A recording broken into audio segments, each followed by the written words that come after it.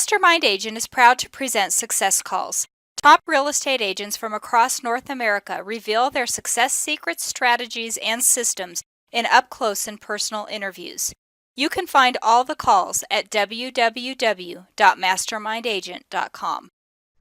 Hi, I'm Mike Cerrone with Mastermind Agent. Welcome to Success Calls. This month's top agent is Scott Rodgers with RE/MAX in Peoria, Illinois. Last year, he closed 162 transactions with a total sales volume of $26 million. His average sales price was $161,000, of which 60% were buyers and 40% were sellers. He has a 7-member team. Welcome to the call, Scott. Thanks, Mike. Glad to be here. Hey, Scott, it's great to have you here. Thank you so much for joining me today. Well, before we start talking about what you're doing today, let's take a moment and go back in time to when you started in real estate. Why did you get into real estate? You know, Mike, I graduated college in 1996, and I was a teacher and coach before I got into real estate. I was my first year, I was kindergarten through 8th grade, health, PE, and health and PE. And then my next 4 years, I was PE, driver's ed at the high school level. And then I was also the high school baseball coach here at a local school. And, you know, I can't honestly tell you why real estate. What I can tell you is, you know, I was putting in a lot of time as a teacher and coach. And although I enjoyed it, I thought, you know, I want to be into something where there's no limits. You know, I felt like no matter how many hours I put in, how much time I put in, I was going to make the same amount of money as a teacher and coach no matter what I did. Whereas in real estate, I thought the more time I put in, you know, the more money I can make, quite honestly. Well, that's exactly why I think a lot of people got in the business. So how long did you teach before you got into real estate? 5 years. 5 years. Okay. And so you were probably in your late 20s or so when you made that decision to start raising that ceiling a little bit and gain a little more income.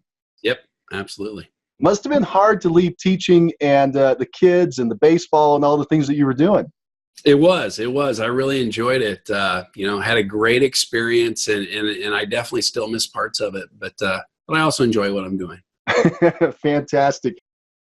A quick word from our sponsor, RealG TV, Real Estate Agent Lead Generation Television. Need more referrals? Get a free script and simple 3-part plan used by a top agent to receive and close 74 referral transactions in 1 year. Just go to freereferralscript.com. That's freereferralscript.com. Now, back to the show. Well, let's talk about when you first got into real estate, that very first year. Did you have a fast start or a slow start? I actually had a fairly fast start. I sold 47 homes my first year, and you know, so I was very happy with that.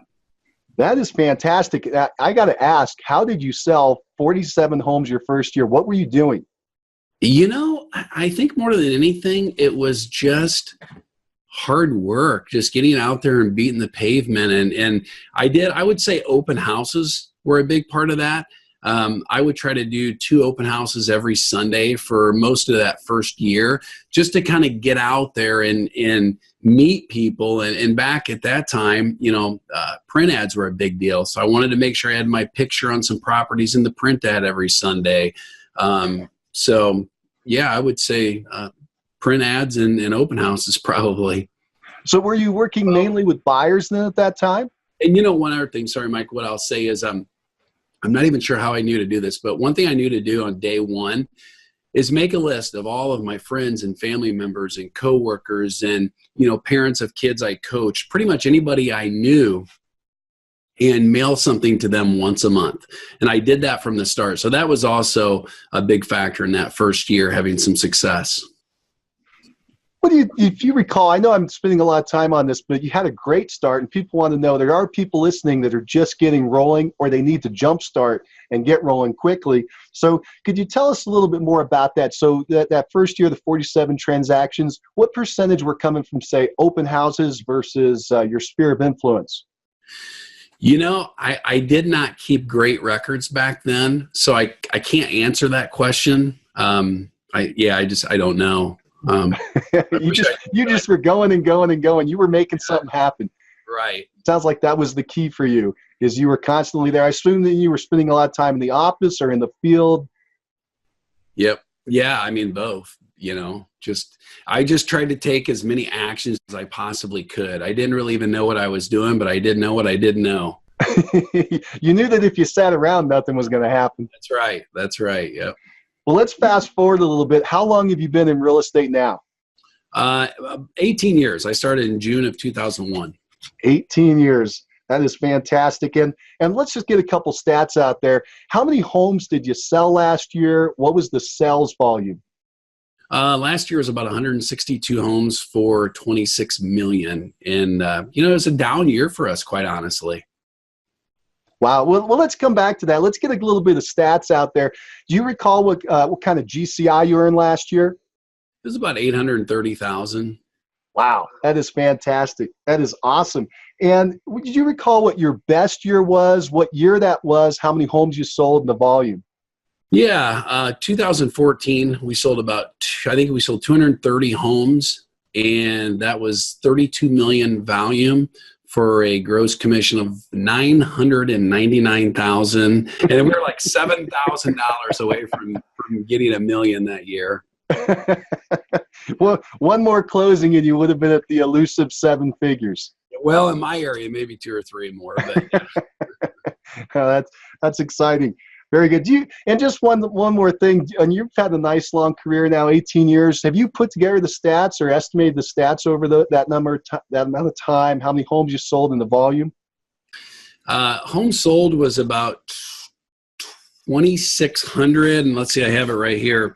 2,600 homes, and well, I thought I had it here, Mike. Yeah, here it is. 356 million in production for 10.7 million in gross commissions. Wow, that is awesome. 10 million in your career in GCI. Congratulations. Thanks.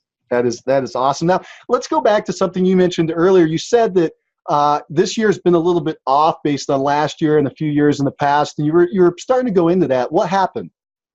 Yeah, for several years in a row, Mike, I was averaging around 200 transactions a year. I mean, we were right at that 200 mark almost year after year. And then, like I said, 2014, we went over at 230. But, I think last year, a combination of things. I did have, usually if I have somebody on my team, they stay for quite a few years. I did have 2 agents that were on my team for, 7 years maybe. And both actually got out of the business. So then we were down to 1 buyer's agent.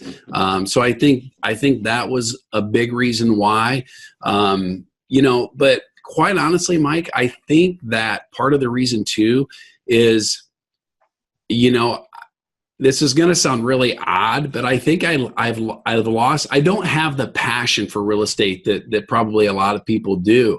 And in 2009, I was a #1 agent in our area.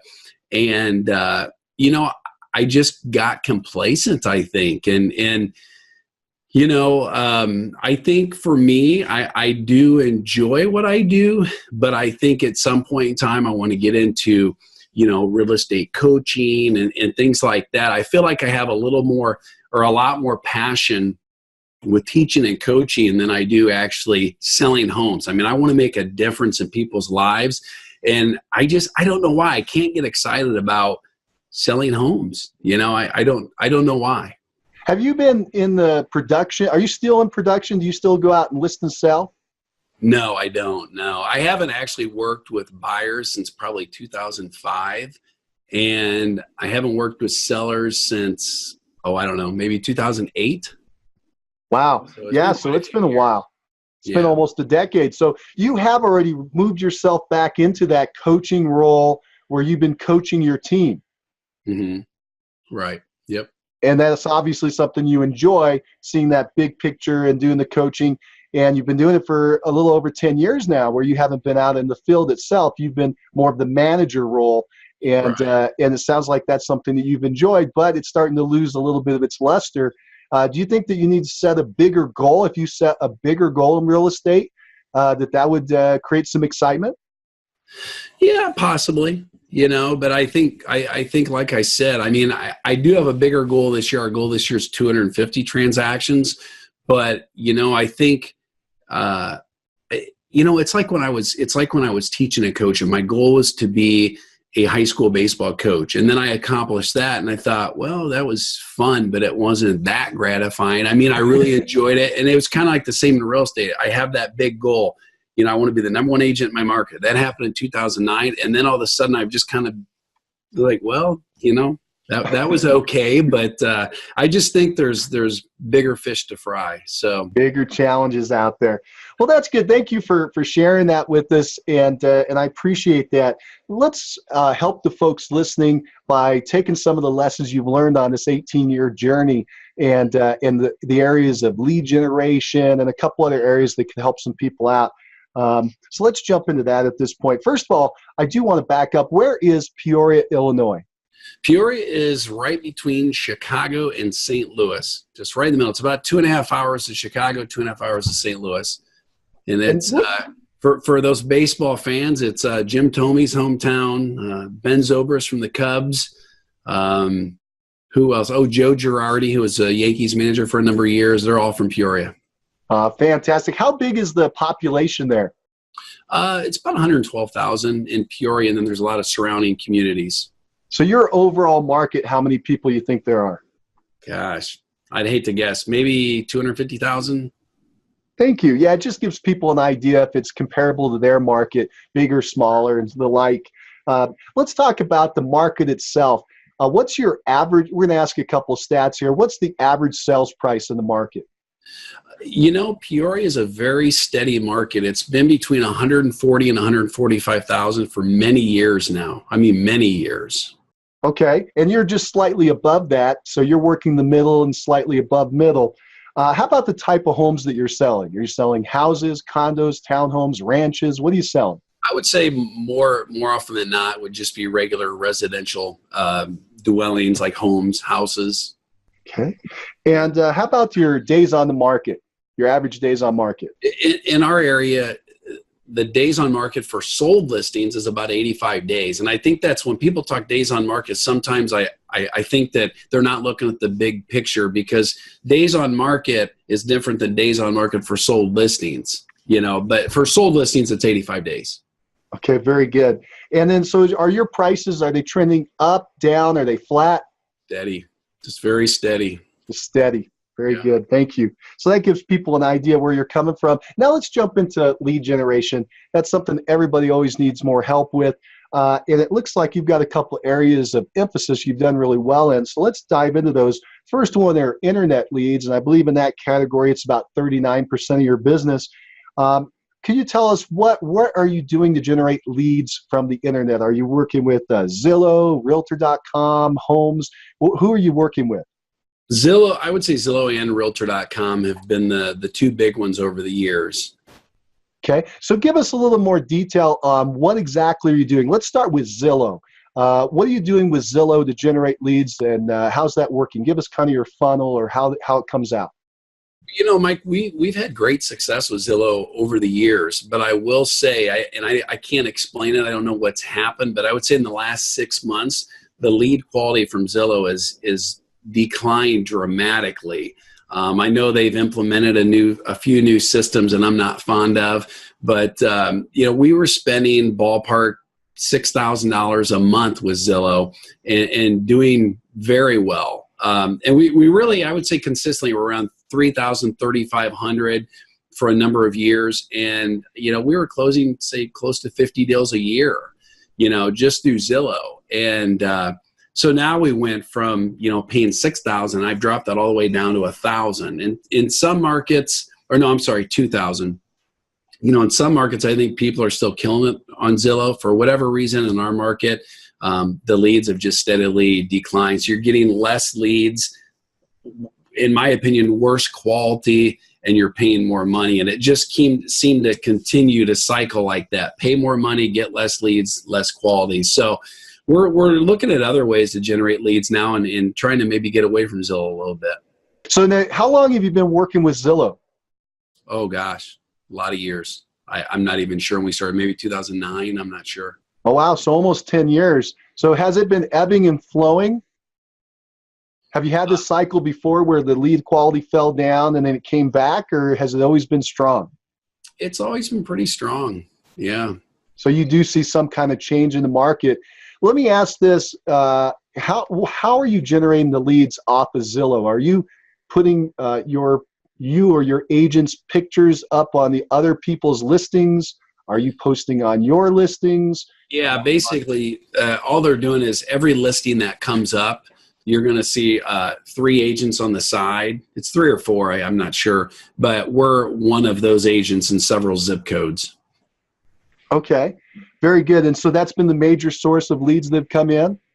Yeah, for internet. And we've also got a lot of Realtor.com leads. We pay less money for Realtor.com, but it's been fairly good for us.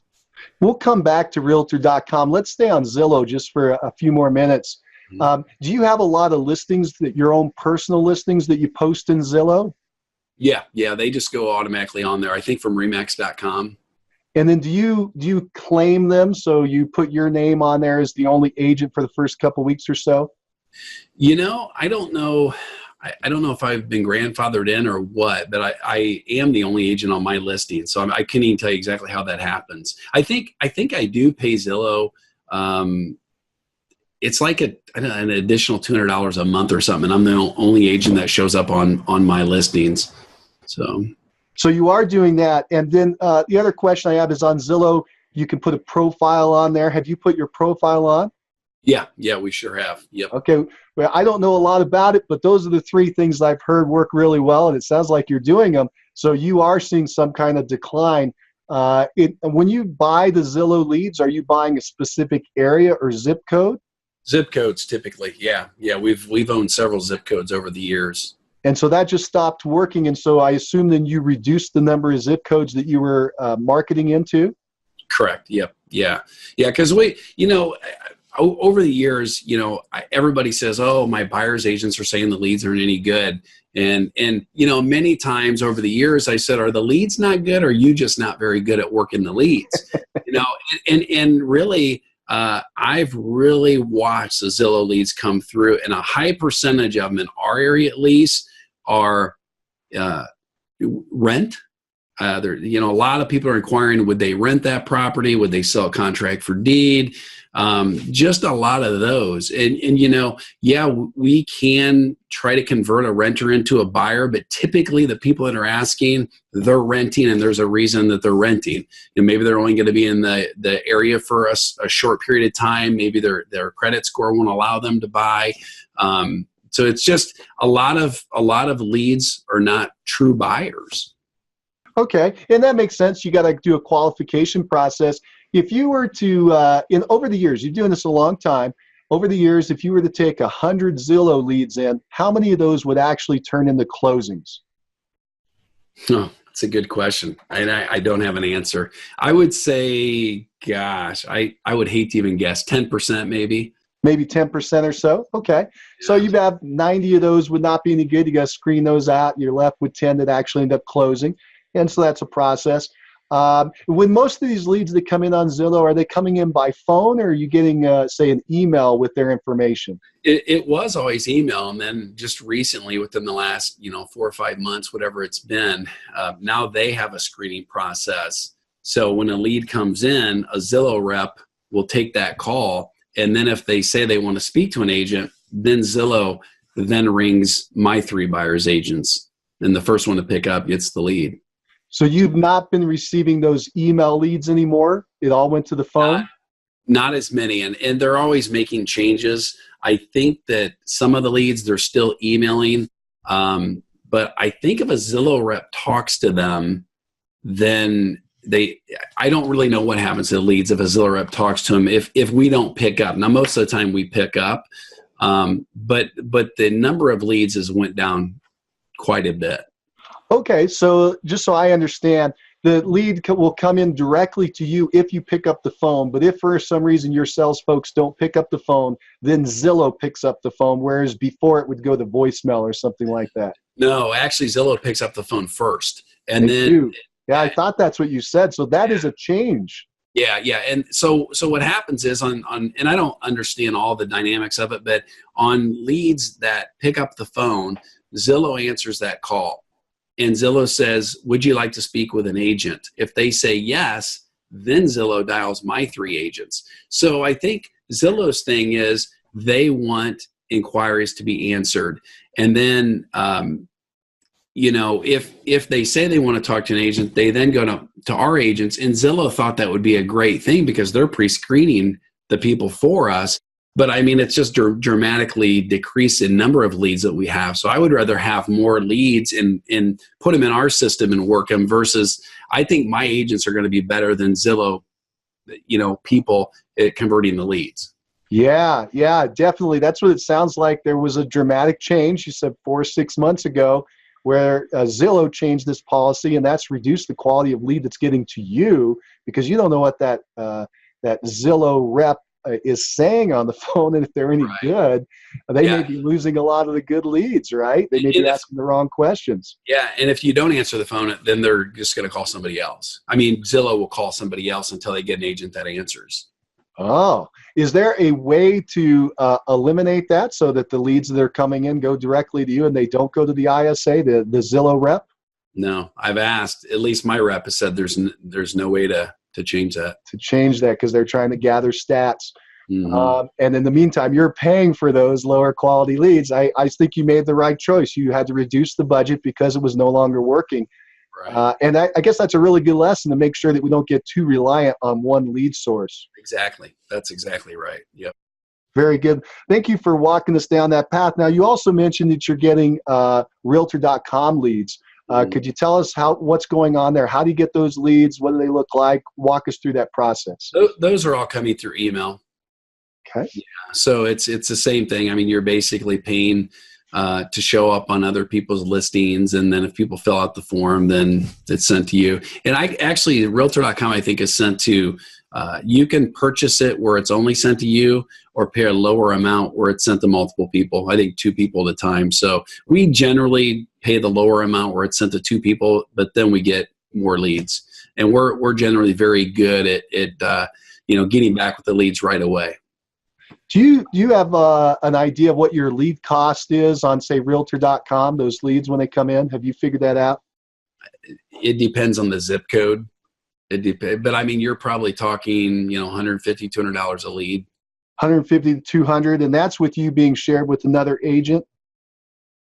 I guess I don't really know the exact cost on Realtor.com. I think when I looked Zillow a while back, we were $150 to $200 a lead, so it was getting expensive. Okay, so that was Zillow, $150 to $200? Mm-hmm. Yeah, Okay. I can't say exactly what it is on Realtor. But it's something less. You thought it was less than Zillow? Probably, yeah. Okay. All right, very good. I guess the thing I'm looking at too is, how much am I spending per month and how many closings are we getting and what income is coming in. I should look at it price per lead, but I haven't as much as I probably should. No, that's where we were going next. So let's use those numbers. Those are the big picture numbers, and that would certainly be more important to a manager. So let's talk about the ROI, the return on investment you're getting. Let's take Zillow first. If you, over the course of the year, how much were you paying for Zillow and what kind of revenue was coming in? Mike, I should know those numbers better than I do. I can't honestly tell you, but here's the problem that I had with those types of leads. And you are definitely bringing in quite a bit more money than you're spending. But the problem is what was happening is, let's say that our average commission was $4,000. So $2,000 goes to the buyer's agent, $2,000 goes to me. Well, if I was spending $6,000 a month, we would have to close 3 a month. And so at 3 a month, my buyer's agents were making $6,000. At 3 a month, I was making $0 because I was having to pay Zillow the $6,000. So it was like, it really got to the point where my agents were making money and I wasn't. So I thought, well, this doesn't make a lot of sense, Sure. Now, a quick word from our sponsor, RealG TV, Real Estate Agent Lead Generation Television, where top agents reveal exactly how they create consistent flows of home buyer and home seller leads into their practices every month. Need more leads? Hit the pause button right now. Open Google and search RealG TV. That's REALG.TV. Now, back to the show. I got to ask a question. I should have asked earlier. You said you just had your two long-term buyer agents leave after 7 years. And didn't just leave you; they left the business. Do you know why they left? One was just really tired of the hours, nights, weekends, and she went to a position where it was more of a 9 to 5 as an insurance agent. Well, she worked at an insurance agency, which they could guarantee her, more normal hours. And the other one, was actually forced out of the business. Oh, okay. Well, we'll leave that one alone. So thank you very much for walking through all this with me. Sounds like internet leads, they were strong, but they're weakening up a little bit for you, and you're probably looking for another way to generate some internet leads. Have you come up with any other ideas yet? I haven't, no. And I know a lot of people are using Boomtown, Commissions Inc. and those platforms, and they are good platforms, but I don't care for that business model. I mean, if the industry standard is a 1% conversion, I really don't want to work 100 leads to get one closing. So yeah, we're definitely on the hunt. And, I think the best thing is, past client repeat and referral. I mean, just give your people great service and keep in touch with them, continue to provide value after the transaction. And that's the best way to build your business. Well, that's a good point. Let's transition into that. Let's talk about how you're generating repeating referrals from your past clients, a sphere of influence. My understanding was about a third of your business last year, about 50 closings or so. And that's pretty cool. So let's jump into what you're doing with them. So first question is, how big is your database of past clients and sphere of influence? It's about 1,100 people. 1,100 people. Excellent. And who is in there? Are those all past clients? What does it look like inside that list? It is all past clients. Yes. Yeah. And we have, ballpark 20, well, like I said earlier, 2,600, transactions. So we have a lot more than 1,100 past clients, but, some of them move out of the area and things like that. Okay. Yeah, that makes sense. And some of them could purchase multiple times. So you got about 1,100 people in there. And what kind of software are you using to keep these people all together? What kind of database?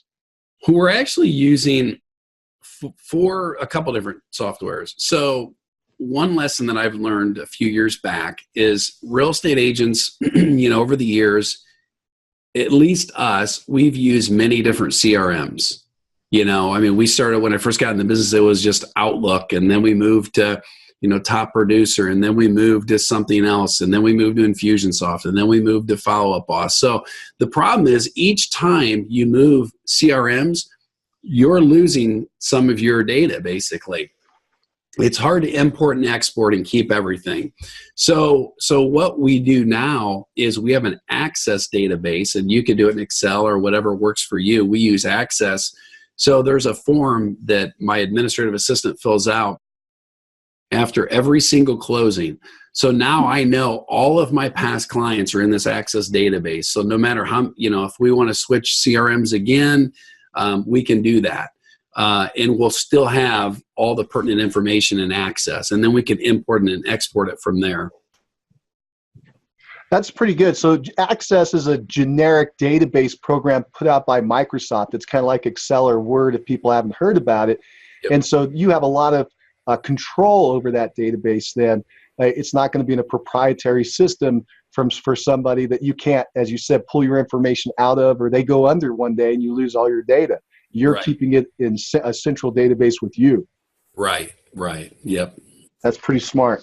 Let's talk about what you're doing on an annual basis to stay in front of these people. Could you tell us about what your annual marketing plan is? Mm-hmm. Yeah, for us, Mike, it's been more mailings than anything.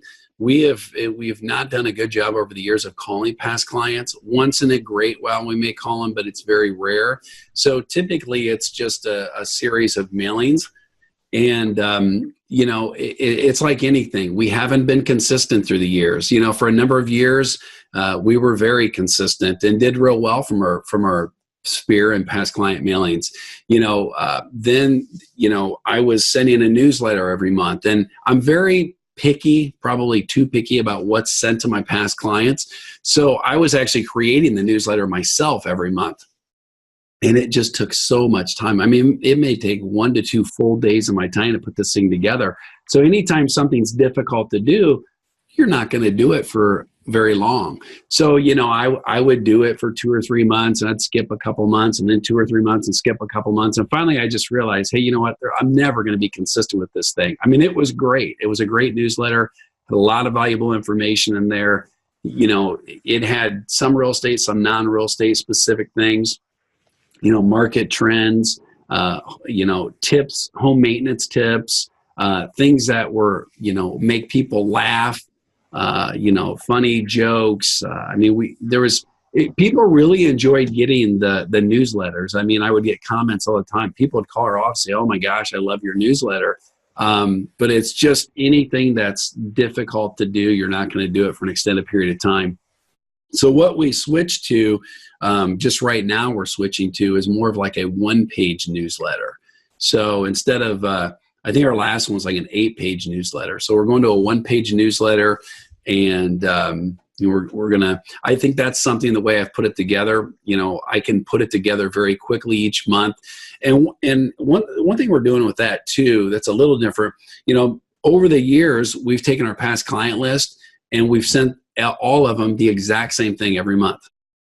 So now what we're going to do it with this 1-page newsletter. It's based on the high school district that they live in. So, for example, if they live in Washington High School District, they're going to get an 8.5 by 11 postcard, which is like a normal sheet of paper, but it's a nice glossy postcard. And it's going to have, market trends for Washington High School District. So there's going to be some things on that card that are specific to that high school district. So it's going to, it's going to take a little bit for us to set it up, and I think it's going to be better because it's very specific, and then 4 times a year, what we're going to do is, probably 2 to 4 times a year, maybe 2 times a year, we're going to send something out for their specific neighborhood, a market trend report for their specific neighborhood. So. Very good. And it sounds like over the years, you've basically been doing mail. You've tried to keep up with it being monthly, although you haven't done that. It hasn't always gone out monthly. And it sounds like usually it's a newsletter. How long have you been doing the newsletter? Well, we've been trying to send something. The newsletter probably 2 to 3 years. And I've bought the newsletters that you can just purchase, but I've never been happy with them. Sure. I don't know. Did you send out something other than newsletters in the past then? Were you sending out postcards or personalized letters? For the first 3 or 4 years of my business, Stay in Touch Postcards was a company I used, and we sent those every month like clockwork. And, I guess sending something is definitely better than sending nothing. I mean, they were nice postcards. I'd recommend them if somebody wants to look into some postcards. We don't send them anymore because I want more than just that. I mean, basically it was a postcard each month asking for referrals. But I want to really, I kind of feel like, even though they were very nice postcards, I want to do something that's providing value to my past clients, not just begging for referrals every month. So when I send something out, I want to think about, okay, how does this benefit my client? Not necessarily how does this benefit me? That's a good point. Absolutely. So it sounds like you've done a lot of mail. You haven't done phone calls. Have you done email? A little bit of email, not a lot. Okay. And then do you do anything else with this group of people? Do you have parties, or do you take them out to lunch, or is there anything else that you do? We have not done many past client parties, but I think we've done 3. And each time we've done them at a local kind of a pool park, where we would invite every one of our past clients. We would tell them that they could bring anybody they wanted, friends, family, anybody they wanted. So we would generally have, 700, 800 people show up to these things. And, so obviously they would get in for free. And then when they came in, my whole team would be there at the entrance greeting each one of them or whatever. And then we would give them a free token so they could get one night. Every single person that came in, whether they're a past client or not, got a token, which was good for one free concession stand item. And I think the whole thing probably cost us $4,000 to $5,000. But it was, it was a big hit. And you're probably going to ask me, can I was there any business that I know came from that? And, I can't honestly tell you, yes, we got this transaction from this party, and I didn't try to speak at that or anything like that. To me, it was more of just, hey, guys, thanks so much for your business in the past. We want to do something nice for you. It really wasn't, obviously you want to get business from it, but that wasn't the ultimate goal. Well, it sounds to me then that you've had some pretty good success with your past clients in sphere of influence with some modest marketing. You've just been doing a couple mail payout pieces when you get them. In the back of my head, I'm thinking maybe 6 to 12 times a year. You're getting something out in front of them, and you've tried some parties over the years, but that's just been hit or miss. And just from that, you've generated quite a bit of business, about 50 transactions a year. So you must have done a really good job with the original transaction that they remember you so well, and you've done a good job of at least staying in touch in front of them a few times over the course of a year. Does that sound about right? Yep, that sounds accurate. Yeah. And a lot of your listeners are probably thinking, oh my gosh, this guy is so old school. He's doing all these mailings. But what we're finding are that mailings are working better now than they ever have, because everybody's getting probably 100 emails a day. You're getting so many, you're just inundated with emails and text messages and, Facebook and all these different things digitally. And people are sending less through the mail. So now more than ever, I feel like mail's working better. Yeah, we're hearing similar answers or similar results that are coming back that, as you just mentioned, that mail is really starting to pick up again. Less competition in that mailbox now. Well, and the funny thing too is even open houses. I've heard some of your podcasts about open houses, and I think open houses are making a comeback now. I was never a big fan of open houses. For years, like I said, early on, I did a lot of open houses. Then for years, we didn't do any, and now I kind of feel like open houses are making a comeback. Right. Well, we were all convinced that open houses were just for new agents, just when you're brand new. Once you get started, you don't need to do them anymore. Yeah, that's right. Yeah. So some of the old school tactics are actually making a comeback and starting to work well again. They are. Yeah, it's just a matter of getting in front of people, isn't it? Well, this is good. So let's go ahead. Let's switch topics. I want to talk about your team. My understanding is you have 7 people on the team. Could you go do us a favor and just walk through a list of who's on the team? And what we're talking about is the position. What are the positions on the team, and what is that position responsible for, so people could get a big overview of what the team looks like? Sure. Yeah, we have 3 buyers agents, and with our team, they have specific roles. A buyer's agent cannot list a house. A listing agent cannot work with buyers. So we have 1 listing agent. We have 3 buyer's agents. We have a listing coordinator who takes care of implementing all the new listings and making the flyers and all those types of things. We have a closing coordinator who's a licensed agent. So I think, and then we have a part-time photographer / courier. So we have the photographer and courier, and my listing coordinator are unlicensed. Everybody else is licensed. Wow. And you've been doing this model for a while. Have you ever had the thought that you've kept everybody kind of on their own very niched path, the buyer agents and listing agents? Have you ever thought about combining that into a general agent? And why have you chose to do it the way you are? Mike, I think the reason is I want people to have areas of specialization. And I guess I want to treat it more as a team than I do a brokerage, I guess, if you will, and I think that's one of the benefits of the team. Everybody has a specific role that they're playing. It's like, and I keep bringing up baseball, but like in baseball, the pitcher doesn't, every person has their position that they play, and I think, like, let's say, for example, we have a buyer that needs to sell their house also. Well, if they work with the agent to buy a house, the same agent to sell their house, I guess, then at the end of the transaction, did they think, wow, we had a great experience with the Rodgers Real Estate Group? Or did they say, wow, we had a great experience with Deanna? So I would much rather it be everybody play a specific role. I think, if you're trying to do everything, you can't be great at anything. Well, let's see if that's played out. Over the years, you've been doing this for quite a while, so you have a pretty good background. Your buyer agents, let's take them first. What kind of closings do they have in the course of a year? Say a low year and a high year. How many closings should they expect? They're expected to have about 3.5 a month, so about 42 a year.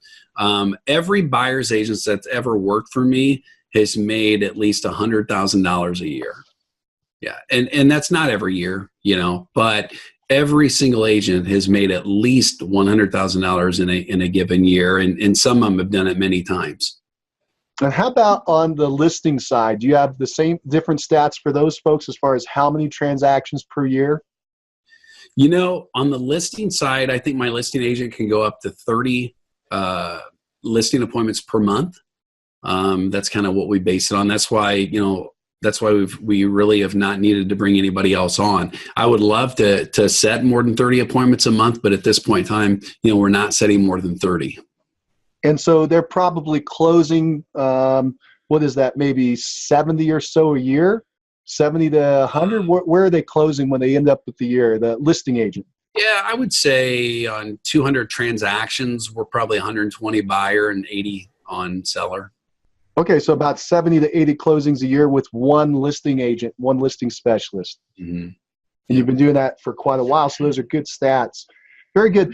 Something that agents always ask me, and I'm going to ask you, and that is when agents are trying to get this thing going, or they have it going and they're wondering if they're doing it right, they're wondering about compensation. Could you tell us about the compensation programs you set up for your listing agent, for your buying agents? Yeah. And this is something, right or wrong, we put in place many years ago, and it's just never changed. Buyer's agents are on a 50-50 split. So I generate most of the business and they work the business, and we split it 50-50. The listing agent, I set pretty much most of her appointments, and she basically goes on the appointment, negotiates the offer, keeps in touch with the sellers, and she's on I'm 75 and she's 25. Sure.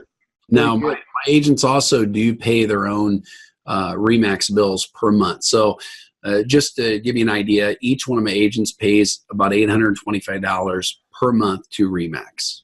And then they have their international fees, which is a much smaller number, and E&O and things like that. So I don't pay any other fees. That's good to know. So they're pulling that out as a gross number, and that's nice and simple math. And let me ask, do those ratios, those numbers, those percentages, do they change if an agent is bringing in their own business versus the team business? Yeah, it does slightly. So years ago, what I said is if you bring in the business, I get 40, you get 60. If I bring in the business, you get 40 and I get 60. And you know what? It just got to the point where, I was bringing in most of the business, so they didn't like that. But on the other flip side, it got into like, well, who really brought this in? You were at the open house, but I paid the money for the ad, and we just decided, my buyer's agents and I together both decided 50-50 is probably the best way to do it. And that's the same with the listing agent then as well. There's no variation based on how the lead came into the company. If and I'd have to look at my notes because we have it in writing, but if a agent, like say for example, one of my agents is working with a buyer and they also need to list, we have a form that they fill out. Just by filling out that form, they get $100. And then if my listing agent brings in business, she's on a higher split. I can't remember what it is right now, but she's on a higher split if she brings in the business. So we don't change it a lot. Yeah, I like it. I think you've got some good numbers there, and it makes sense, especially since they're picking up some of their own costs. But you got to make sure that the company, the team is profitable. Otherwise, why do it? You got to make sure that the agents are making money and they're doing well. And so you got to find and strike that balance. It sounds like you have. Let me ask a different question here. So again, thank you so much for outlining a little bit about your business here. But Scott, are you profitable? We are. Yeah. And, we could be more profitable, but if you look at the entire gross commissions that my team generates, usually mine is 25% of that. Oh, good. So you're netting out about 25% of the gross. And this is in the role of manager where you're not out in the field. Correct. Yeah. Okay. Very good. Thank you. And Scott, what drives you?